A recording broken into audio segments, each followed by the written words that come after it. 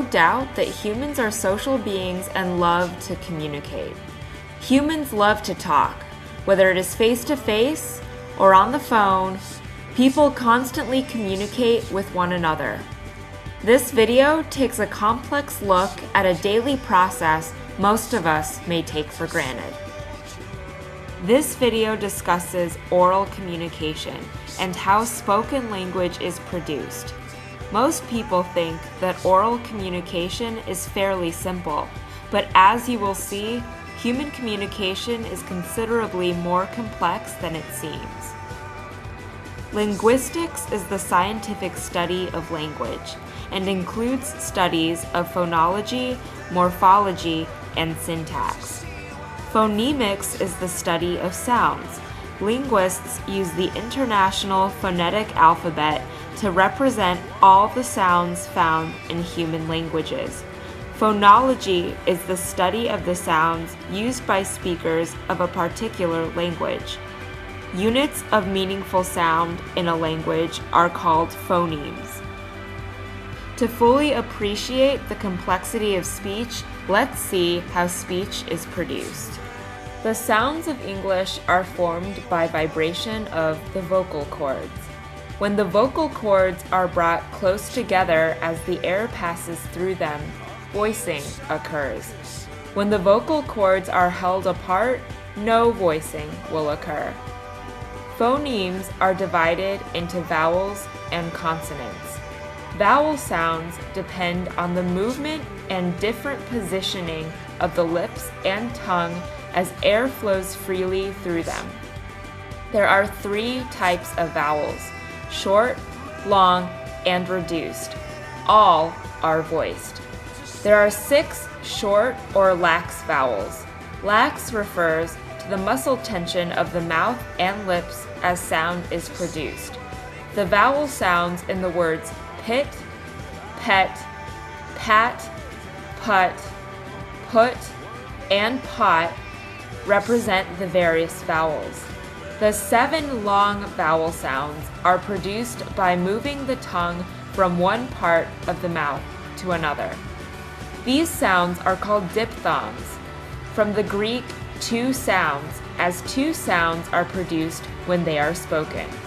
The length of these vowels is usually represented by 2 letters, such as the E in beat, A in bait, U in boot, O in boat, Oi in boy, I in bite, and Ow in bout. The reduced vowels come in 2 varieties, the schwa and barred I. Schwa can be heard in the in about and the hesitant sound made when a speaker says Barred I is a high central vowel and can be heard in the 2nd syllable of medicine. Consonant sounds are formed when the air is constricted as it moves through the vocal cords towards the lips. Just as with vowels, consonants differ depending on the location and manner in which they are produced in the mouth. Consonants can be voiced or unvoiced. There are 6 types of consonants: stops, fricatives, affricates, nasals, liquids, and glides. Consonant stops are formed by completely blocking the air for a second and then releasing it.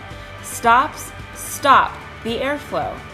The other factor is the location of sound production in the mouth. Bilabials are produced when the lips are closed. Sounds such as p and b are bilabial.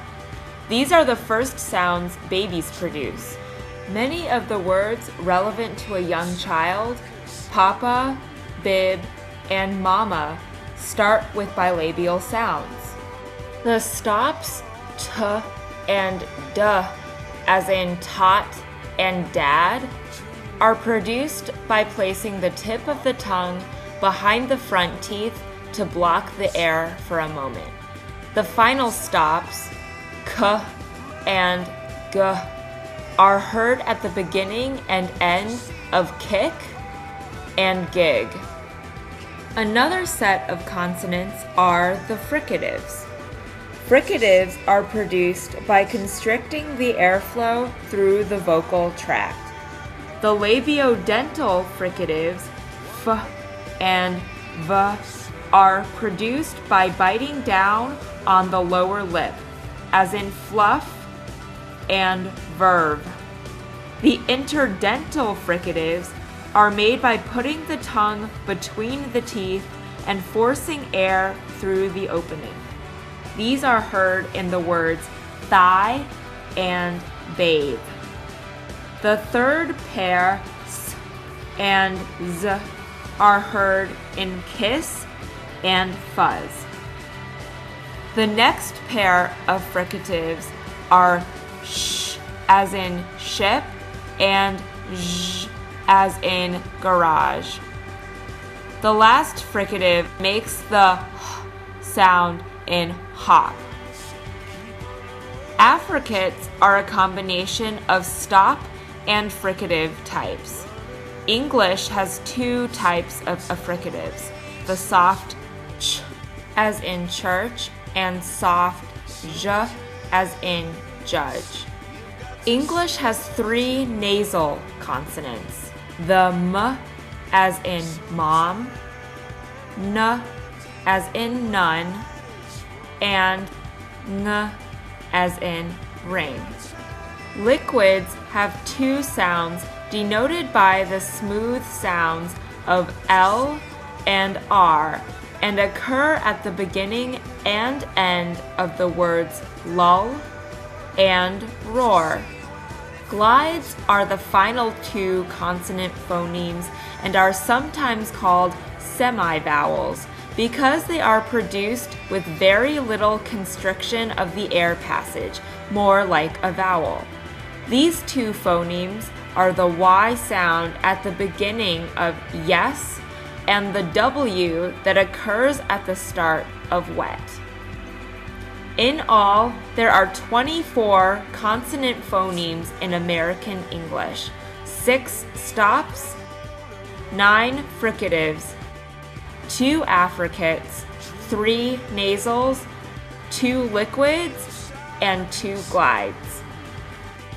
When people acquire the phonology of a language, they also acquire knowledge of phonotactics, or how phonemes are distributed in a language.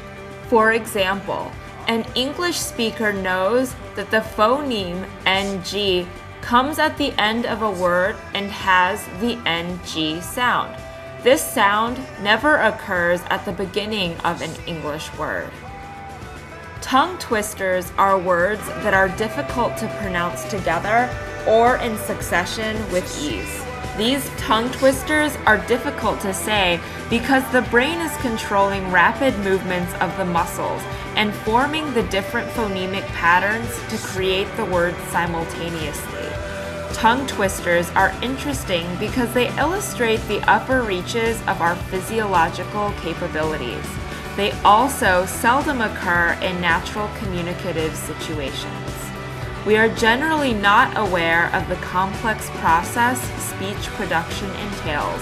A tongue twister can bring this all into entertaining focus.